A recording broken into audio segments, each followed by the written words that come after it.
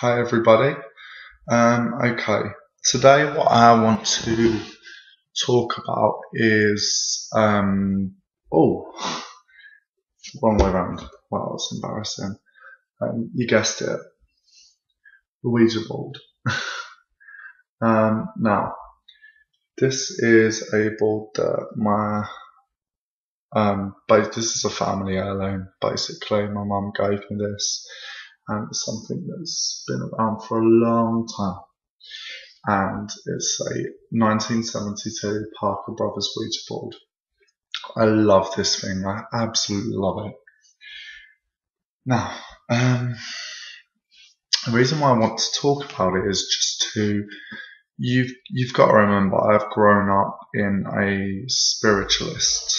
I've been brought up with spiritualism, so there's been quite a lot of controversy around the Ouija board, as you can imagine, which I'm going to set a few people straight. The Ouija board isn't evil. 90%, well, I'd say 50-50. I'd say 50% of the time it can be somebody's subconscious pushing it. I do think that. But I think the other 50% of the time it's spirit. I do think that. Pardon me. It's not evil. It is not evil in any way. It can't give you bad luck. It's just another tool to find things out, to know the future. It's another tool in order to contact the spirit world. It's how you use it. Now, there are a lot of rules in regarding the Ouija board. A couple of rules. Don't do it under the influence of drugs or alcohol. That's stupid. Don't ever badmouth the spirits that you work with. Don't ever give them attitude.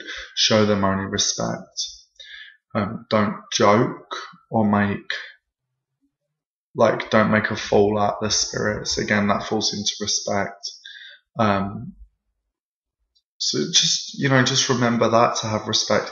Another thing what I do is I normally, before I do a session, I burn mugwort. Now, when somebody burns mugwort, it's got certain properties that put you into a trance-like state. And although be careful with it, because you can get psychologically hooked on stuff. So yeah, I normally burn mugwort. And what I do is I normally open a porthole, but that's completely different.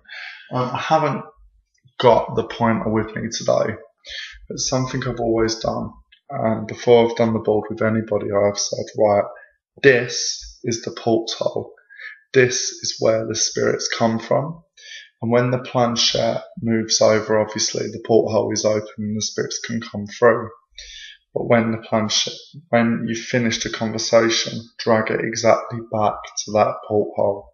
Drag it exactly back to that point.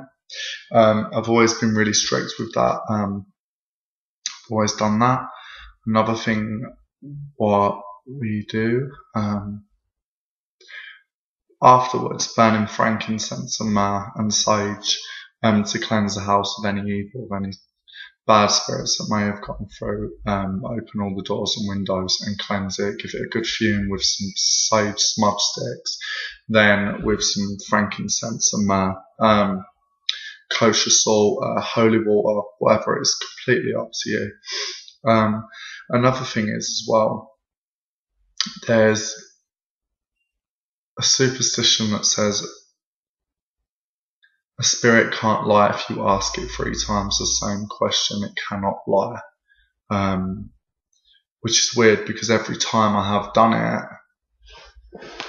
it hasn't lied. So that's pretty strange. But yeah, I'm trying to think what else can cast a protective circle around yourself when you do the Ouija board. You can do that. What else? Yeah, you should always have 2 different people. You should have the medium who asks the spirits, what is your name?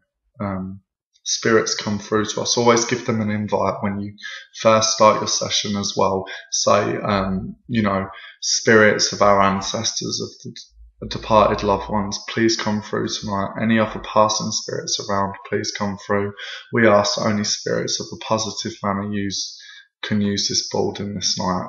Or if you want, we ask that spirits in a negative manner, whatever, whatever you're doing, just be careful.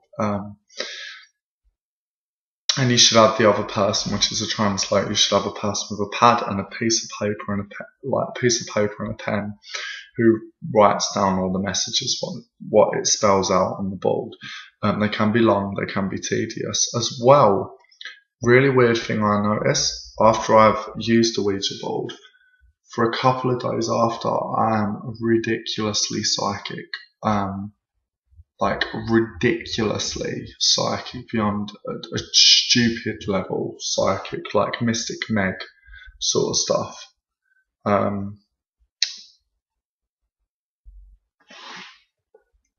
But yeah, that was weird. The computer just went screensaver. Sorry, that was me being stupid. But yeah, I do notice that I get really, really psychic. So always do a prayer out to the spirits. Prepare the room as well. Make it clean, light candles, get it in the, be in the mood. Didn't have no lights on, have it all candle lit, nice incense burning for the dead, some candles that you're offering, even lay out some offerings for them, burn some mugwort, have your own impress, say that. And it can be any, whether you're pagan, whether you're Christian, Muslim, Jewish, whatever. If you want to say the Yiddish prayer for the dead, you can say that. If you want to say the Catholic mass not mass for the dead, but if you want to say a prayer for the dead, for whatever, it all goes to the same source. It's all the same type of energies that you're talking to, so it doesn't matter. So yeah, that's basically a little bit on how to use a Ouija board. Make sure you cleanse the room afterwards. As well, what I tend to do is after my session with sage smudge stick over the board, I cross the board with the sage, and with frankincense and myrrh incense, I'll fumigate the board and the planchette, and maybe even splash a little salt water over it. But I mean, God, I can't stop picking this up. It's amazing. I get really like, ooh, let's know about this. I love this thing. I love it. So yeah, it's just a little bit on as well. Make sure at the end of the session you thank all the spirits for coming. Make sure you take that time to say thank you. Thank you for your presence here tonight. We really appreciate your presence. We really appreciate all your messages that you have given. Thank you. Farewell. Goodbye. God bless, or whatever you want to say. Thank you. Go in peace. Rest in peace. Whatever. It's up to you. But that is just a little video on how to use the Ouija board. Over and out.